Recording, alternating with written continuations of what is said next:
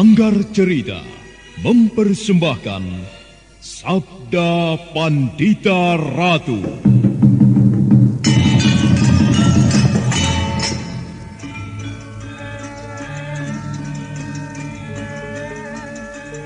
Apa yang kau lakukan di Kediri?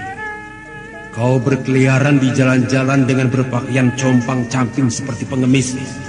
Sebuah cara yang sangat sempurna untuk menyembunyikan jati dirimu yang sebenarnya. Kalau kau melihatku dalam keadaan seperti ini, karena memang seperti inilah aku akan mengamuk. Aku akan mencari kematian. Bumi ini sudah terlalu lama ketempatan tubuhnya yang penuh kotoran. Sekaranglah saatnya aku menemukan jalan kematian yang paling sesuai. Aku Kumbakarna. Akulah Kumbakarna.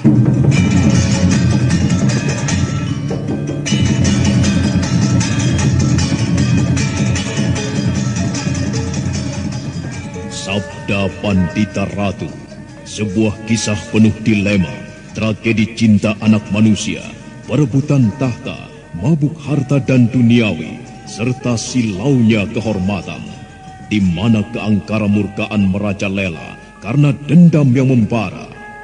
Kisah ini berlatar belakang berdirinya Singasari. Ken Arok, dialah pemuda yang merekuk pahit getirnya kehidupan. Namun sebenarnya, dialah yang harus melaksanakan sabda-sabdanya.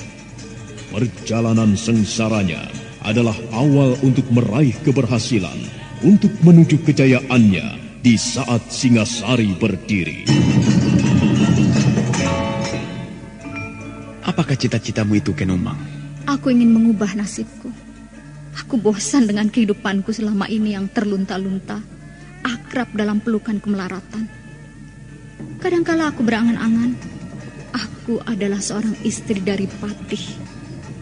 Bahkan lebih gila lagi, aku berangan-angan, andai kata aku adalah seorang permaisuri, maka akan terhapus semua masa silamku, terhapus lenyap, tidak bersisa semua kenangan buruk yang kumiliki. Itulah cita-citaku, Kakang Ken Arok. Bagaimana dengan kau, Kakang? Aku ingin menjadi seorang raja.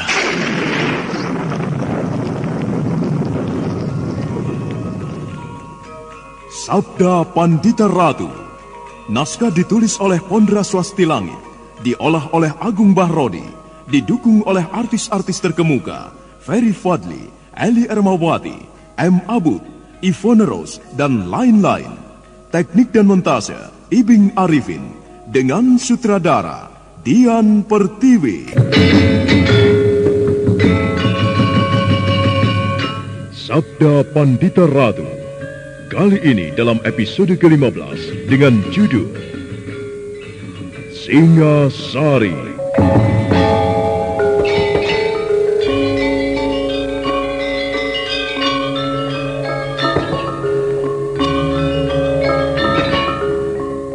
Dalam seri ke-429 ini, dengan para pemain M. Abud sebagai Ken Arok, Hari Akik sebagai Sakya Murti, Nanang sebagai Diposari, Kris Urspon sebagai Rudro Pondo, Ape Burhan sebagai Rangga Lampitan, Haris Tiono sebagai Kertajaya, dibantu Amrizal dan Rifki, serta Chandra dan Asdi Suhastra, pengantar cerita.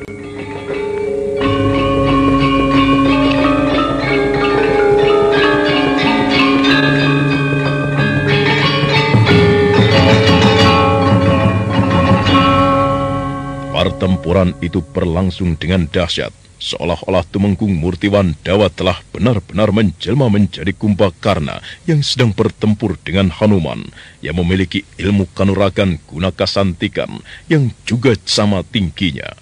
Sementara itu, manakala pertempuran itu tengah berlangsung dengan dahsyatnya, di dalam istana, Baginda Kertajaya memutuskan tetap tinggal di dalam istana. Dirinya menjadi gelisah.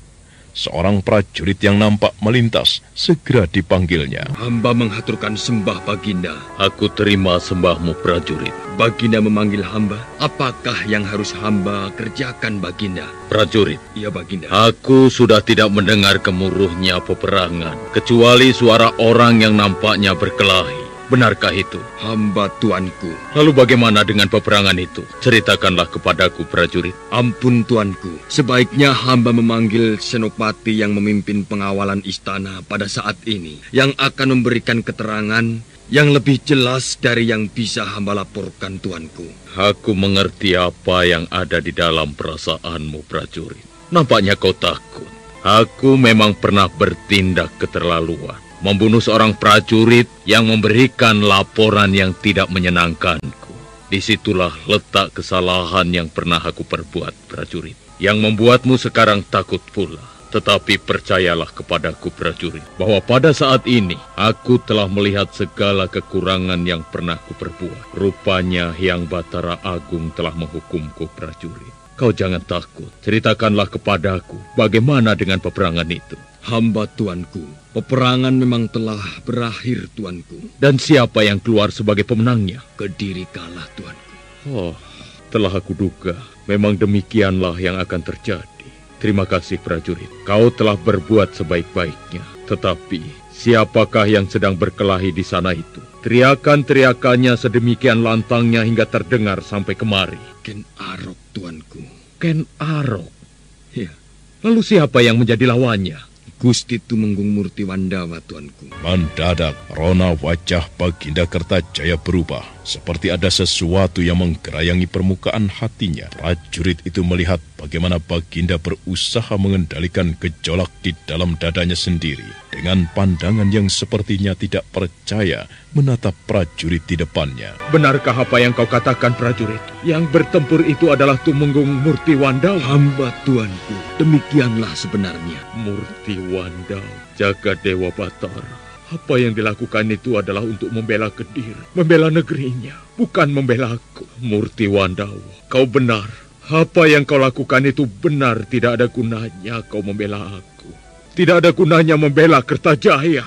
Kertajaya bermaksud berdiri, tetapi raja yang gelisah itu seperti tidak memiliki sisa kekuatan lagi, sehingga kembali duduk di atas damparnya. Sedangkan prajurit itu masih tetap bersila di depannya dengan tatapan mata tertunduk. Beberapa saat waktu berlalu, suasana hening mencengkram ruangan itu. Prajurit yang menghadap raja itu menjadi gelisah, karena Kertajaya tidak segera memerintahkannya untuk segera meninggalkan ruangan itu. Prajurit, hamba tuanku. Lalu bagaimana dengan Aryabanya? Apakah kau mendengar sesuatu tentang orang itu? Menurut yang aku dengar, Aryabanya bermaksud berkhianat kepadaku.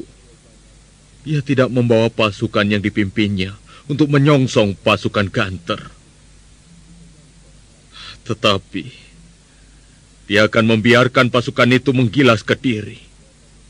Benarkah berita itu, prajurit? Hamba tuanku, menurut yang hamba dengar, berita itu memang benar, namun sekarang Tumenggung Aryabanya telah terbunuh, tuanku. Aryabanya telah terbunuh? Hamba tuanku, demikianlah yang terjadi. Pasukan Ganter yang dipimpin oleh Rangga Lampitan itu justru menyerang mereka. Pertempuran pun kabarnya telah pecah dan Tumenggung Aryabanya terbunuh, tuanku. Jaga Dewa Batara. Batara Agung telah menjatuhkan murkanya ke atas bumi Kediri. Dan semuanya bersumber kepada kesombonganku. Kesombongan Kertajaya. Bagaimana dengan Permaisuri dan Sekar Kedaton yang melarikan diri, meloloskan diri dari istana? Apakah ada kabar mereka berhasil melakukan itu dengan selamat? Apakah kau mengetahuinya, prajurit? Mohon ampun, tuanku. Hamba tidak mengetahui jawaban dari pertanyaan tuanku. Karena sebenarnya lah, hamba belum mendengar berita apapun tentang Tuan Putri Permaisuri dan Tuan Putri Sekar Kedaton. Prajurit, hamba Baginda. Tahukah kau mengapa aku sangat terkejut mendengar laporanmu tentang apa yang dilakukan oleh Tumenggung Murtiwandawa? Ampun, tuanku. Hamba tidak mengerti. Karena kesalahan yang diperbuatnya, aku pernah menjatuhkan perintah untuk memburunya. menumpas dengan segenap keluarganya. Tetapi apa yang terjadi sekarang? Tumenggung Murti Wandawa justru bertempur menghadapi Ken Arok, menghadapi musuhku. Semakin terbuka mata hatiku, semakin terbelejeti jantungku, prajurit. Yang Batara Agung telah membuka mataku sekarang, justru di saat Kediri sedang runtuh, di saat Sandiakala Ning Kediri, kesombongan Kertajaya, keangkuhannya runtuh. Prajurit, hamba, pada saat seperti ini, bagaimanakah sikapmu? Apakah kau ingin tetap mengabdi kepadaku? Jangan bingung, prajurit. Kau memang terlampau kecil untuk dibandingkan dengan Tumenggung Murti Wandawa. Kau tidak perlu membuta mengabdi kepadaku. Kau mempunyai anak dan istri, bukan? Hamba, tuanku. Hamba memang mempunyai anak dan istri. Berapa istrimu? 3, tuanku. 4 anak hamba. 3. Kau terlampau banyak memiliki istri, prajurit. Tetapi jika kau sampai terbunuh di dalam peperangan, tentu tidak akan ada yang mengurusi mereka. Mereka akan bisa mendapatkan suami lagi, tuanku. Apakah dengan demikian kau memang berkeinginan mati? Tidak, tuanku. Hamba tentu berkeinginan memiliki umur panjang. Baiklah, terima kasih untuk segala keterangan yang kau berikan kepadaku, prajurit. Dan sekarang, aku perkenankan kau meninggalkan ruangan ini. Sebuah serangan yang luar biasa baru saja terjadi. Tumenggung Murti Wandawa yang bagaikan terbang dengan tombak terjulur dengan gerakan sangat tidak terduga telah menggeliat di udara, menempatkan tubuhnya terbang jauh di atas tubuh Ken Arok yang sedang menyongsongnya. Adalah mata tombak yang dipegang Tumenggung itu yang menyambar kepala Ken Arok dan kemudian berhasil memporak-porandakan gelung rambutnya. Ken Arok sangat marah. Dia segera melenting mengambil jarak. Gila, kenapa? Paman hampir saja menebas kepalaku. Gelung-gelingmu telah mudar, Ken Arok. Gila.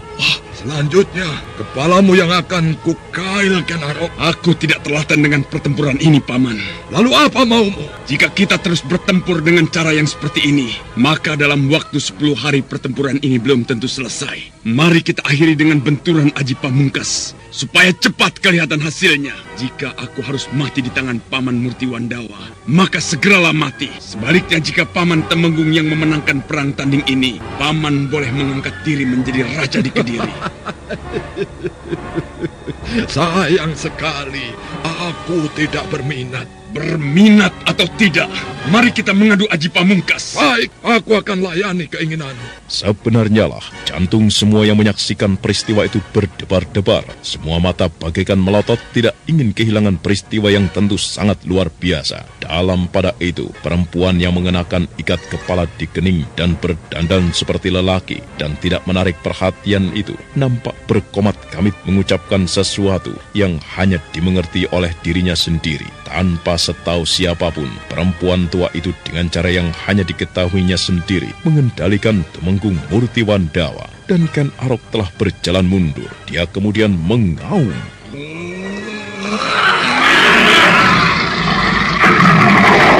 Sebuah keadaan yang aneh dan sangat mendebarkan telah terjadi. Mata Ken Arok bagaikan bercahaya, namun yang lebih mendebarkan adalah udara yang mengelilingi Ken Arok, seolah bergerak. Semua orang yang mampu melihat dengan jelas keadaan yang tidak sewajarnya itu. Sebuah ajian yang sangat dahsyat telah siap untuk dilemparkan singa liar padang karautan. Ajian yang tidak ada namanya, karena kemampuan itu telah menyatu di tubuh Ken Arok sejak kelahirannya. Namun sementara itu, Sakya Murti juga telah menyiapkan sebuah kekuatan yang dahsyat. Kekuatan yang barangkali mampu meruntuhkan gunung dan membuat asap lautan. Namun tiba-tiba saja, Tumenggung Murti Wandawa telah bergerak sangat cepat. Tubuhnya berputar bagaikan sebuah gasing. Dan ketika berhenti, telah menyiapkan sebuah sikap yang mendebarkan. Tangan kanannya mendekap kening. Ken Arok berdesir. Dia mengenali sesuatu dengan sikap itu, namun terlambat.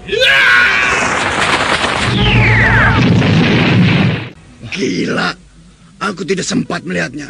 Apa yang baru saja terjadi? Sebuah benturan yang dahsyat telah terjadi. Lihat, Aku terjatuh. Bibirnya berdarah. Dan lihat lawannya.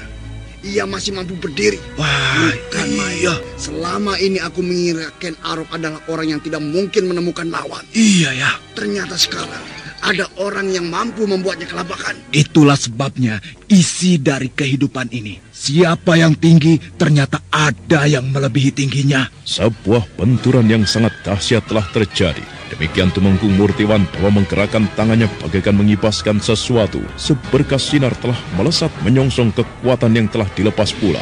Ledakan gemuruh yang disusul oleh udara yang mengimbas kasar menerpa ke segala penjuru. Ken Arok terhenyak untuk kemudian terjengkang. Darah telah mengalir dari sudut bibirnya. Ken Arok berusaha untuk bangkit, tetapi dia terhuyung-huyung kembali. Sementara ternyata tidak demikian keadaan Tumenggung Murtiwandawa. Seperti ada sesuatu yang tidak wajar. Tumenggung Murtiwandawa pun kebingungan. Kenapa dengan diriku ini? Ada apa denganku? Ada apa dengan diriku ini? Jangan melawan Tumenggung Murtiwandawa. Jangan melawan. Kau harus menuruti segala perintahku. Ayo, bukankah kau ingin menjadi Kumbakarna? Bukankah kau ingin mengamuk? Lihat di sekelilingmu. Lihatlah di sekelilingmu. Banyak orang, bukan? Mereka semua sedang mengepungmu. Mereka akan membunuhmu. Ayo, Kumbakarna, mengamuklah. Mengamuklah. Mulailah, Kumbakarna. Mereka mengepungku. Mereka akan membunuh aku. Mengamuklah. Ya, mengamuklah. Bukankah kau sedang mencari kematian dengan cara terhormat? Iya, aku ingin mati. Matilah. Tetapi mengamuklah. Kekuatan untuk mengamuk itu telah berada di keningmu. Dekaplah. Kau akan merasakannya. Ayo, Kumbakarna. Buatlah tempat ini menjadi Karangabang. Buatlah sebuah banjir darah. Lakukan saja. Jangan ragu-ragu.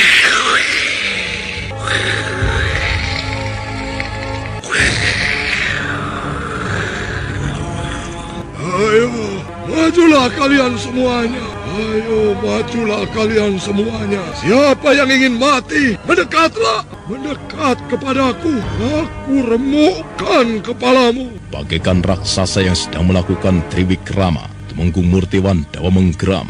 Orang-orang yang mengepung menjadi ngeri. Tetapi yang lebih terkejut lagi adalah Ken Arok, singa liar padang karautan yang telah berhasil menguasai diri lagi itu. Setelah benturan ajiannya, terbelalak memandang kening Tumenggung Murtiwandawa. Uma Durga para Bandari. Gila, tanda aneh berwarna merah itu menunjukkan bahwa Paman Murtiwandawa berada di dalam pengaruhnya. Wah, pantas. Ia telah menjadi raksasa mengerikan. Kekuatannya bagaikan kekuatan iblis yang baru saja naik dari dasar neraka. Ayo, maju kalian semuanya. Maju. Paman Murtiwandawa. Sadar Paman, Paman telah dikuasai Durga.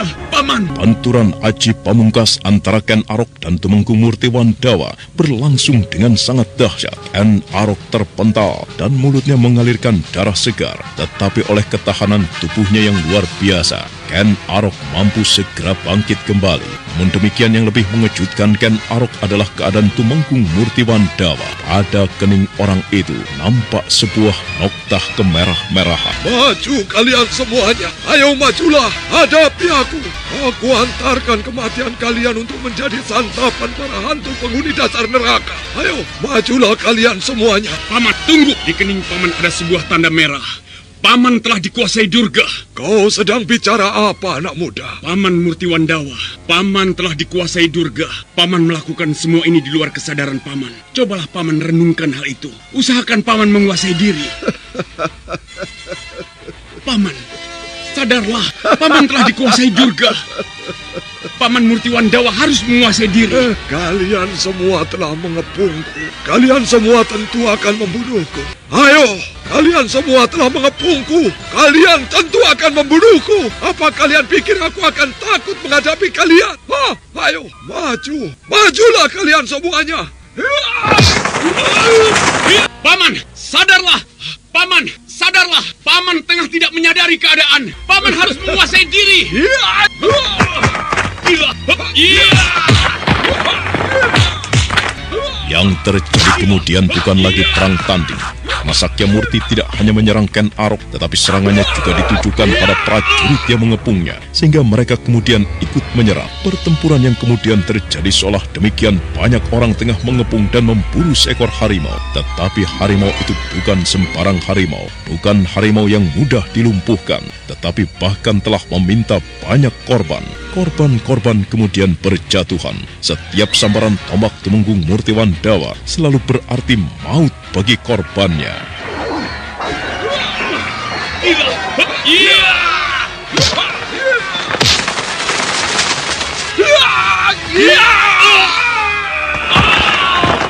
Gila, aku tidak boleh membiarkan hal ini begitu saja. Apa boleh buat? Paman Murtiwandawa tidak mungkin disadarkan. Aku tentu tidak akan membiarkan korban yang jatuh terus bertambah. Nampaknya telah menjadi takdir.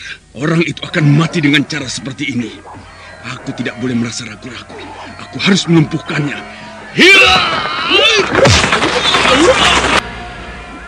Korban luka atau mati semakin banyak oleh serangan Murtiwandawa. Tetapi setiap serangan Ken Arok yang tidak terelakkan juga berakibat fatal bagi Tumenggung Murtiwandawa. Ketahanan badak seseorang ada batasnya. Itulah sebabnya ketika beberapa waktu berlalu, tubuh Tumenggung Murtiwandawa telah arang keranjang.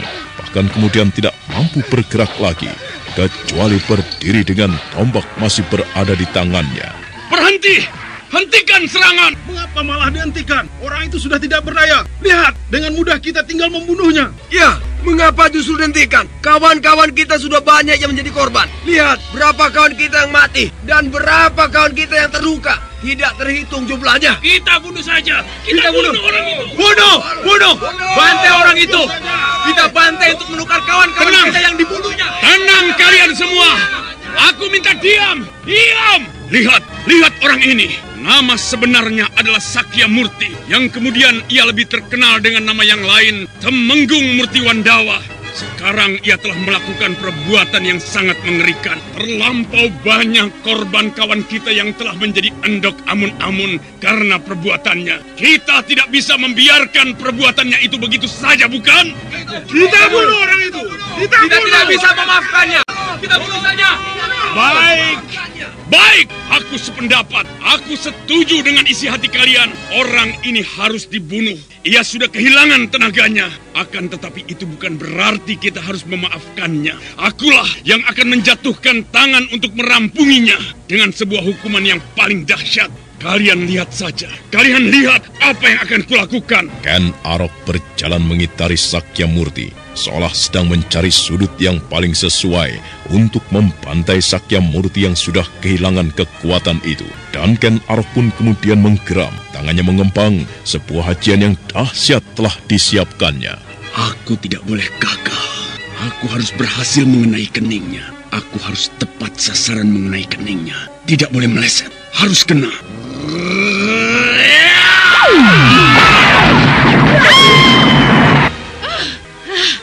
Keparat kau Ken Arok, keparat kau berdebah. Laknat setan kau Ken Arok, setan alas kau Ken Arok. Sebuah kenyataan sangat mengejutkan. Orang-orang yang menyaksikan terpana, mereka terperanjat ketika menyaksikan serangan itu ternyata tidak ditujukan kepada Tumenggung Murtiwandawa, tapi pada seseorang yang berada di antara penonton. Dan orang itu memakai ikat kepala di kening, berdandan seperti lelaki. Ternyata menilik suaranya, orang itu adalah seorang perempuan. Kok jadi begini? Ada apa ya? Aku sendiri tidak tahu. Mengapa justru aku menyerang seorang perempuan? Siapa pula perempuan itu? Wah, jadi menarik sekali persoalan ini. Lihat, di kening perempuan itu ada apanya? Mata. Benarkah itu mata? Cut, licik kau Ken Arok, licik kau setan alas, licik kau. Kau katakan aku licik, Uma Durga. Kau sendiri, apa Apa yang kau lakukan, Uma Durga?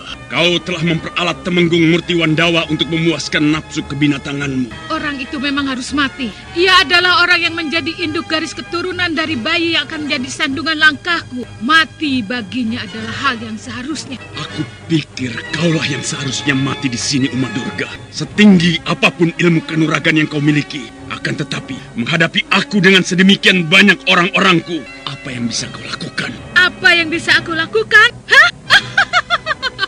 Lihat! Hai! Oh, keparat! Jangan lari kau iblis! Ken Arok menjadi sangat geram oleh marahnya Uma Durga yang telah lenyap dari pandangan mata. Sebuah benda yang dibanting dan kemudian menimbulkan asap serta menyelubungi tubuh pemuja Durga itu menyebabkan Uma Durga kemudian hilang. Para prajurit terbelalak, semua berdesak-desakan. Paman Murti Wandawa. Ken Arok. Ini aku, Paman. Terima kasih, Ken Arok. Paman jangan mengucapkan terima kasih. Apa yang telah aku perbuat kepada Paman sehingga Paman mengucapkan terima kasih? Aku merasa aku telah melakukan kewajibanku dengan baik. Semoga Yang Batara Agung berkenan mengampuni segala perbuatan yang pernah aku perbuat. Ken Arok, aku merasa telah menjadi Kumbakarna. Terima kasih. Paman. Aku sudah tidak kuat lagi. Sepertinya aku akan segera mati. Bersediakah kau menolong?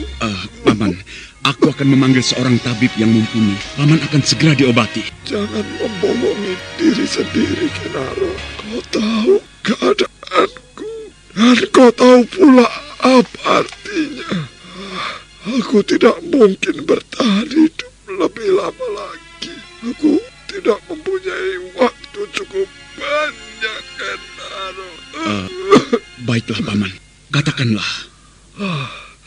Temui istriku serta anakku Warapalupi. Ceritakan apa yang telah aku alami. Aku telah mendalui pergi menghadap Hyang Batara Agung. Kemudian Kameswara, katakan kepada Kameswara dan Pinaka, aku minta maaf. Aku bukan ayah yang baik. Aku telah menyia-nyiakan mereka. Ya, aku buang ketika masih bayi karena aku mengira ia lahir dari buah serong yang dilakukan oleh istriku.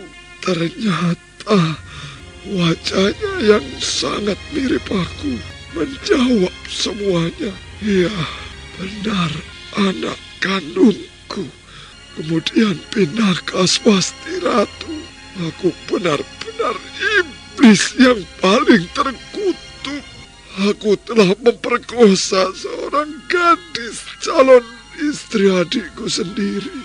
Perempuan itu kemudian hamil dan melahirkan bayi. Dia, Pinaka, belum sempurna dalam aku berbuat terkutuk.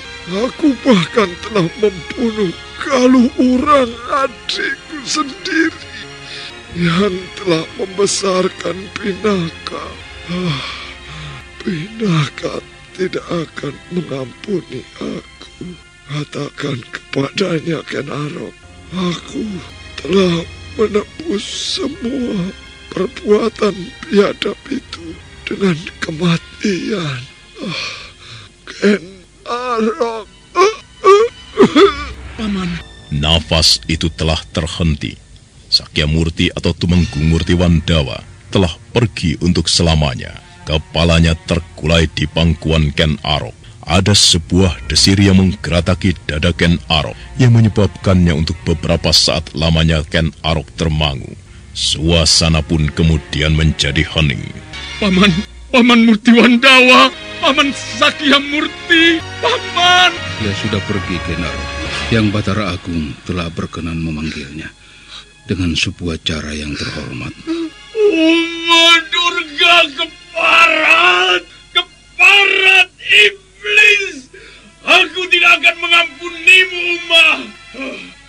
tidak mempunyai tempat untuk lahir dan hidup kembali di dunia ini. Kau tidak akan lepas dari tangan Ken Arok kemanapun kau bersembunyi.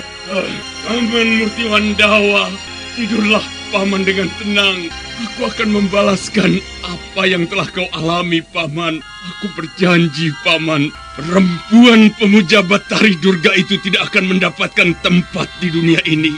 Percayalah, Paman. Ken Arok, sudahlah. Biarlah para prajurit akan mengurusi jasadnya. Ya, ia layak mendapatkan penghormatan Kakang Rangga Lampitan. Ia seorang prajurit sejati. Temenggung Murtiwandawa bukan orang sembarangan. Kita harus menyelenggarakan penghormatan kepadanya.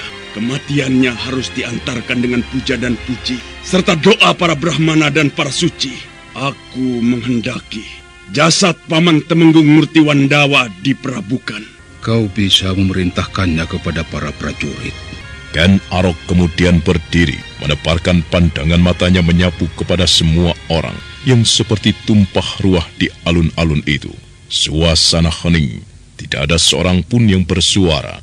Semuanya seperti sepakat menunggu Ken Arok berbicara. Kalian semuanya melihat seorang temenggung bernama Murtiwandawa telah mati. Tetapi bagaimana dan orang macam apakah Temenggung Murtiwandawa ini di mata kalian? Ia telah membunuh banyak orang. Korban berjatuhan tidak terbilang jumlahnya di antara kita. Teman-teman kalian telah menjadi kembang peperangan, mati di tangannya. Orang macam apakah Temenggung Murtiwandawa ini di mata kalian? Apakah yang kita akan lakukan terhadap layonnya? Terhadap Kunarpanya yang telah membeku? Adakah di antara kalian yang ingin mengatakan sesuatu? Apakah mayatnya akan kita onggokkan begitu saja?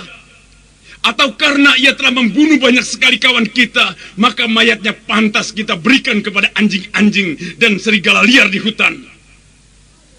Bagaimana? Ayo katakanlah sesuatu. Apa yang akan kita lakukan terhadap mayatnya? Buang saja mayatnya, hanyutkan ke sungai. Iya, buang saja mayatnya. Dia telah membunuh banyak kawan kita. Buang saja mayatnya, atau hanyutkan saja ke sungai. Iya, hanyutkan ke sungai. Buang saja ke hutan, biar dimakan harimau. Ya, buang saja ke hutan, biar dimakan harimau. Iya, betul.